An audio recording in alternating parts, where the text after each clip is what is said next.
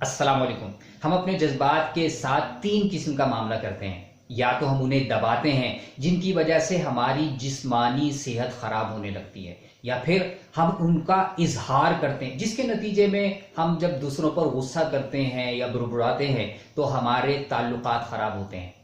جذبات کو استعمال کرنے کے یہ دونوں انداز ہماری صحت اور تعلقات کے لیے نقصان دہ ہیں۔ تو پھر تیسرا طریقہ وہ ہے جو فطری طریقہ ہے اور پیدائش سے 2.5-3 برس کی عمر تک آپ اور میں ہم سب اس کا استعمال کرتے چلے آئے، لیکن پھر کسی بھی وجہ سے ہم نے اس طریقے کو بھلا دیا۔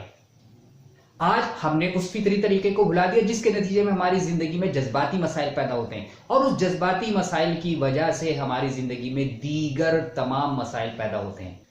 ہیپی کار کر کے آپ اپنے جذبات کو استعمال کرنے کا وہ فطری طریقہ سیکھ سکتے اور اپنی زندگی کو، اپنی جسمانی، ذہنی اور جذباتی صحت کو کہیں بہتر کر سکتے ہیں، اور اپنے تعلقات بھی۔